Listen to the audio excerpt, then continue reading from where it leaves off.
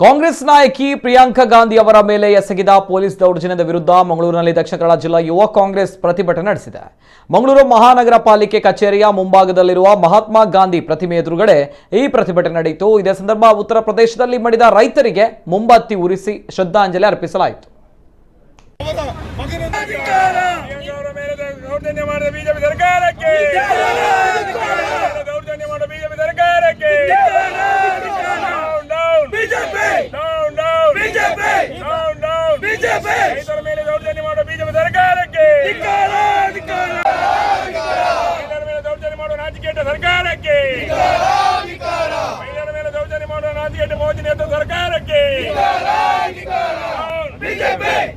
ರೈತರ ಮೇಲೆ ದೌರ್ಜನ್ಯ ಮಾಡೋ ಬಿಜೆಪಿ ಸರ್ಕಾರಕ್ಕೆ, ಬಿಜೆಪಿ ಸರ್ಕಾರಕ್ಕೆ, ಯೋಗಿ ಸರ್ಕಾರಕ್ಕೆ, down down BJP, down down BJP, down down BJP, BJP ಸರ್ಕಾರಕ್ಕೆ, ಗಾಂಧಿ ಮೇಲೆ ದೌರ್ಜನ್ಯ ಮಾಡೋ ಬಿಜೆಪಿ ಸರ್ಕಾರಕ್ಕೆ, ಗಾಂಧಿ ಅವರ ಮೇಲೆ ದೌರ್ಜನ್ಯ ಮಾಡೋ ಬಿಜೆಪಿ ಸರ್ಕಾರಕ್ಕೆ. ಈ ದೇಶದ ಬೆನ್ನು ಅವರಿಗೆ ಶ್ರದ್ಧಾಂಜಲಿಯನ್ನು ಈ ದೀಪದ ಮೂಲಕ ಯುವ ಕಾಂಗ್ರೆಸ್ ಅವರು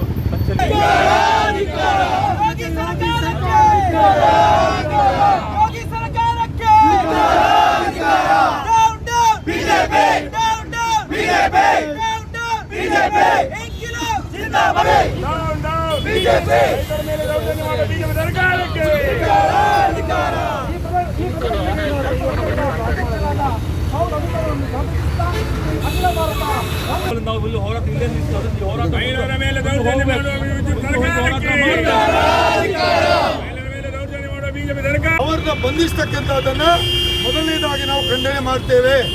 ಅದರ ಜೊತೆಯಲ್ಲಿ 13 ಅಮಾಯಕ ರೈತರು ಅವರ ಮೇಲೆ ಬಾಣವನ್ನು ಆರಿಸುವ ಮೂಲಕ ಮಂತ್ರಿಗಳು, ಈ ದೇಶದ ಮಂತ್ರಿ, ಸಂವಿಧಾನಬದ್ಧವಾಗಿ ಆಯ್ಕೆ ಆಗಿರ್ತಕ್ಕಂಥ ಮಂತ್ರಿ, ಆ ಮಂತ್ರಿಯೇ ಕಾನೂನನ್ನ ಉಲ್ಲಂಘನೆ ಮಾಡಿ ಅವರ ಮಗನನ್ನು ಉಪಯೋಗ ಮಾಡಿ, ಗೂಂಡಾಗಳನ್ನು ಉಪಯೋಗ ಮಾಡಿ ರೈತರ ಪ್ರತಿಭಟನೆ ಹಕ್ಕನ್ನ ಹತ್ತಿಕ್ಕುವಂತಗೋಸ್ಕರ ಇವತ್ತು 13 ರೈತರ ಕೊಲೆಯಾಗಿದೆ, ಅಮಾಯಕ ರೈತರ ಕೊಲೆಯಾಗಿದೆ. ಈ ಕೊಲೆಗೆ ಬಿಜೆಪಿ ನೇರ ಹೊಣೆ, ಯೋಗಿ ಸರ್ಕಾರ ನೇರ ಹೊಣೆ. ಯಾವುದಾದ್ರೂ ನೈತಿಕತೆ ಇದ್ದರೆ ಈ ದೇಶದ ಪ್ರಧಾನಮಂತ್ರಿ ಆಗಿರ್ತಕ್ಕಂಥ ನರೇಂದ್ರ ಮೋದಿ ಅವರು ರೈತರ ಕೊಲೆಯನ್ನ ಖಂಡಿಸಿ ಕೂಡಲೇ ರಾಜೀನಾಮೆ ನೀಡಬೇಕು ಮತ್ತು ಸರ್ಕಾರದಿಂದ ಮಂತ್ರಿಯನ್ನ ವಜಾ ಮಾಡಬೇಕು. ಬೇಷರತ್ತಾಗಿ ಈ ದೇಶದ ಮಹಿಳೆಯರಲ್ಲಿ ಕ್ಷಮೆ ಕೇಳಬೇಕು, ಪ್ರಿಯಾಂಕಾ ಗಾಂಧಿಯನ್ನು ಬಂಧಿಸಬೇಕಾಗಿ ಅಂತ ಹೇಳೋದನ್ನ ಹೇಳುವ ಮೂಲಕ ಇವತ್ತು ಮಂಗಳೂರು ಜನತೆಗೆ ಅಕ್ಕಿ ಬರ್ತದೆ, ರಾಗಿ ಬರ್ತದೆ, ಗೋಧಿ ಎಲ್ಲ ಬರ್ತದೆ. ಹೇಗೆ ಬರ್ತದೆ ಎಂಬುದು ಇವತ್ತು ನಾವು ಕೇಳಬೇಕಾಗ್ತದೆ. ರೈತರು ಸುಮಾರು 9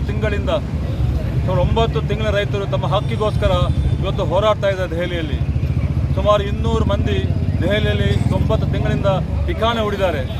ಸುಮಾರು 400 ಮಂದಿ ರೈತರು ಈ ರೈತ ಹೋರಾಟದಲ್ಲಿ ಸಾವನ್ನಪ್ಪಿದ್ದಾರೆ. ಈ ರೈತರು ಮೊನ್ನೆ ಇಡೀ